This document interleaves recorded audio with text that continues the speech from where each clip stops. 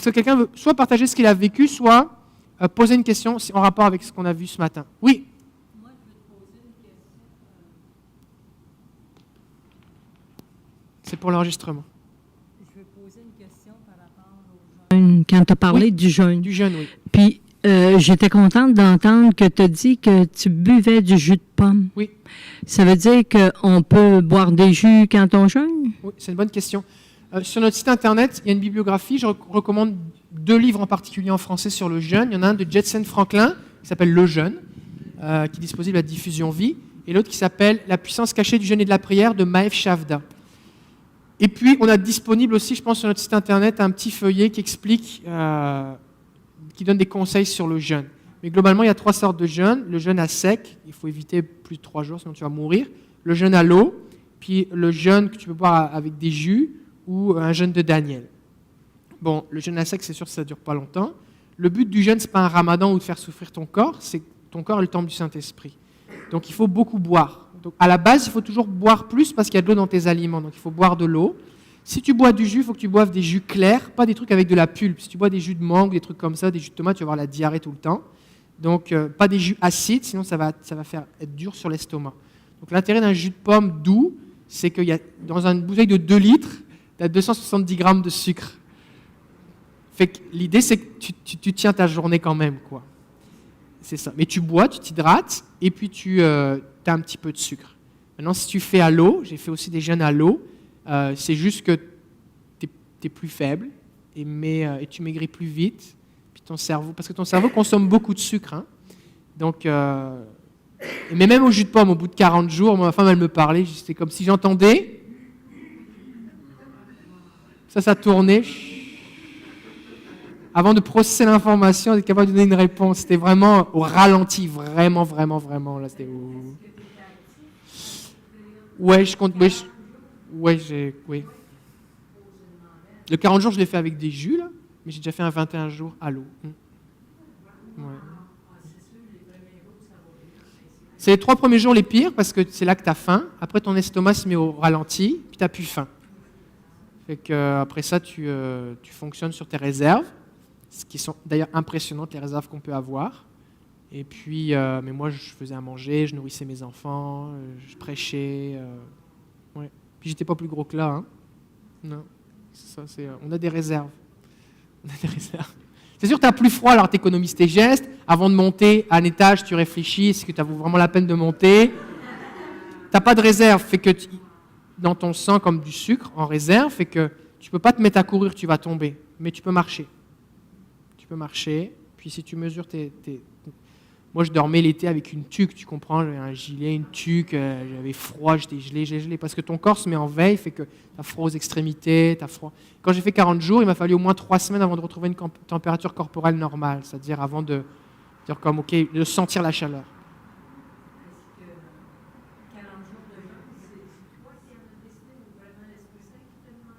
Oui, le premier 40 jours que j'ai fait...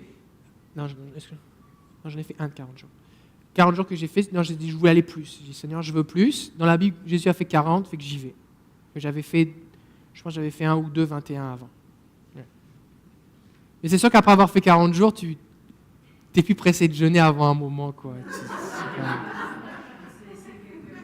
Là, par exemple, ça fait vraiment longtemps que je n'ai pas jeûné. Là. Je pense la dernière fois que j'ai jeûné, c'était un 21 jours à l'eau, ça doit faire 1 an. Je pense que je n'ai pas jeûné depuis, là. C'est-à-dire, tu bois juste de l'eau. Un jeûne à l'eau, tu bois juste de l'eau. Tu bois juste de l'eau. Ah non, ça c'est un ramadan, ça. Le ramadan, tu ne manges pas la journée. Quand le soleil se couche, tu manges. Et ce que ça fait, c'est que ton corps a faim toute la journée. Après ça, tu te bourres parce que tu as faim. Puis tu te fais mal au ventre. Tu dors mal parce que tu t'es couché tard et que tu dois digérer. Le matin, tu te lèves tôt parce qu'il faut que tu manges avant le lever du soleil. Et que tu te bourres. Et après ça, tu te prives même de boire toute la journée. Fait que c'est une torture pour ton corps. Ouais, ça donne rien. Le truc, c'est que l'idée, c'est que si tu jeûnes, tu vas avoir faim. Moi, pendant longtemps, j'ai cru que c'était possible de jeûner sans avoir faim. C'est pas possible. D'ailleurs, un des principes du jeûne, c'est de développer ta faim de Dieu. Tu jeûnes pour avoir faim. Seigneur, j'ai faim. Cette faim, c'est de toi que j'ai faim. J'ai faim de toi plus que même de la nourriture. Donc tu veux développer la faim. Maintenant, tu ne veux pas être torturé. Au bout de 3 jours que tu ne manges pas de protéines et d'aliments solides, ton estomac accepte le fait qu'il n'y a pas à manger. Donc tout ton système digestif, ça évacue et c'est au repos. Donc tu vas avoir un regain d'énergie parce qu'énormément d'énergie sert à digérer. C'est pour ça qu'en général, après avoir mangé, on s'endort parce qu'il y a beaucoup d'énergie qui sert à digérer. Et donc tu vas avoir un regain d'énergie. Tu vas être même plus sensible au monde spirituel. La Bible dit, ne vous zappez... il y a un verset dans Luc qui dit « Veillez à ce que vos cœurs ne s'apesantissent par les excès du manger et du boire. » Fait que si tu veux... Donc, le texte dit que ton esprit peut être comme plus assoupi si tu fais trop manger et trop boire. Fait que jeûner, ça a l'effet le contraire. D'accord ? Aussi, la Bible, il y a un verset dans Lévitique qui dit que la graisse appartient à l'Éternel. Fait que quand tu jeûnes, tu consumes ta graisse, parce que c'est ça littéralement qui se passe. Ta graisse fond pour prendre de l'énergie, c'est un stock, c'est déstocké. Tu l'offres au Seigneur en sacrifice. Quand il faisait des sacrifices, il prenait de la viande, il faisait brûler le gras et après ça, il mangeait la viande. Graisse appartient. C'est sûr que c'est biblique. Jésus dit quand tu pries, quand tu donnes, quand tu jeûnes. Fait que ça, c'est, s'il dit quand, il dit pas si un jour ça t'arrive la folle idée de, ou si je te demande, c'est quand. Et si c'est quand, ça veut dire que ça fait partie des habitudes régulières de la vie du croyant. Et c'est l'une des 3 choses que Dieu récompense. Le jeûne. Donc si par exemple vous faites, ok, moi je jeûne, je vais jeûner par exemple 1 semaine, mais je vais boire un lait au chocolat le matin. C'est une torture. Parce que d'avoir faim 3 jours et après ça d'être tranquille, tu vas avoir faim tous les jours. Parce que tu donnes un petit peu à manger à ton estomac, lui s'attend la suite. C'est comme quand tu manges de la gomme, tu sais, ton estomac s'attend la suite. Et puis il n'y a rien qui va derrière. Fait que si vraiment tu veux jeûner sainement et pas souffrir, il faut beaucoup boire. Si tu fais un jeûne de Daniel, tu manges des légumes, tout ça. Mais si c'est un jeûne qu'on va dire au jus, tu bois des jus clairs et tu manges surtout pas de lait. Pas de protéines, pas de viande, pas de graines, pas de pain, rien du tout là. Parce que sinon, tu réactives ton estomac tout le temps. Fait que tu as toujours faim. Tu vires fou. Oui. Ou alors, les tisanes, oui, mais si c'est des tisanes qui n'ont pas d'excitant dedans.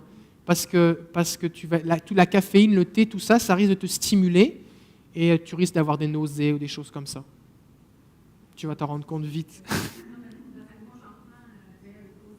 Oui, c'est ça, oui. Fait que la question vraiment principale là-dedans, c'est pas est-ce que Dieu va m'aimer quand même ou est-ce que mon jeûne reste valable, mais c'est qu'est-ce qui est bon pour mon corps. Tu peux boire du jus de mangue tout le temps, avoir la diarrhée toutes les demi-heures, tu sais, tu peux faire ça, mais c'est pas plaisant. C'est irritant un petit peu au bout d'un moment, oui. C'est bon? Question sur le jeûne. Oui, tu peux faire une journée. Si vous voulez commencer, il faut y aller par étapes. Si tu veux commencer, commence par jeûner un repas. Tu ne manges pas, tu bois et tu pries. Ce n'est pas une grève de la faim, c'est un jeûne. Fait que si tu fais juste pas manger et qu'à la place tu regardes la télé, c'est pas bon. Ce qu'il faut, c'est prier. Passer du temps avec Jésus, lire la Bible, lire un bon livre chrétien, écouter des prédications, passer du temps dans la louange, dans la présence de Jésus. D'accord ? Quelqu'un va dire, oui, mais moi j'ai une famille. C'est sûr que si pendant 21 jours tu t'absentes de tous les temps de repas, que tu n'as plus de temps avec ta famille, ça va être difficile. Si tu as des enfants, tu ne peux pas dire à ta femme, occupe-toi des enfants, moi je vais prier, tu vois. Fait que tu prends sur toi, tu donnes à manger à tes enfants, s'ils sont petits, tu souffles, tu leur donnes Puis là, tu prépares à manger, ce que tu aimerais manger, tu leur donnes, puis ils n'ont pas envie de le manger. Peut-être que tu es énervé parce que tu voudrais que le temps de repas passe vite, mais ça dure plus longtemps et ils ne veulent pas manger ce que toi tu voudrais manger, tu vires fou. Là, tu développes le fruit de l'esprit. En tout cas, tu essayes.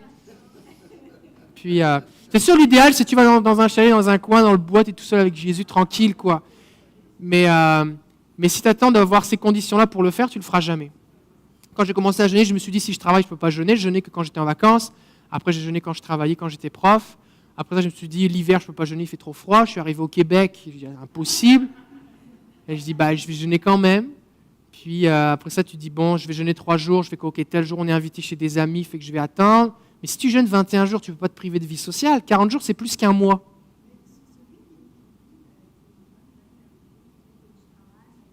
Oui. Après ça, chacun, ce n'est pas une loi. Je n'ai pas dit que tu es obligé de faire un jeûne de 21 jours. Mais l'idée, c'est que chacun fait selon ce que le Seigneur lui demande et adapte les choses, tu vois. Parce que ce n'est pas une performance. Moi, je ne vous en parle pas pour me vanter. Je vous en parle juste pour vous dire que ça existe, puis qu'il se passe quelque chose quand tu le fais, puis que je ne suis pas mort. Je ne suis pas mort. J'ai cru que j'allais mourir plusieurs fois, mais je ne suis pas mort. D'accord? Donc, si vous voulez commencer à jeûner, jeûnez un repas et passez du temps avec Jésus. Dites, je ne mange pas ce soir et je passe du temps avec Jésus. Jeûnez une journée. Et vous allez vous dire, mais là, comment je vais faire pour travailler? Vous allez survivre. Il y a des gens en Afrique qui mangent un repas par jour et ils travaillent dans les mines. Et ils survivent. C'est vrai, hein? Il y a des gens qui n'ont pas mangé depuis 3 jours, puis ils marchent des kilomètres pour aller chercher de l'eau, puis ils ne meurent pas. Fait qu'en fait, tu penses que tu vas mourir, c'est ici, là. Tu ne vas pas mourir. C'est comme, j'ai donné $20, je vais mourir. Non, non, tu ne vas pas mourir. C'est vrai. C'est vrai, comment je vais faire? Je vais donner $20. Ben non, tu vas survivre. C'est bon?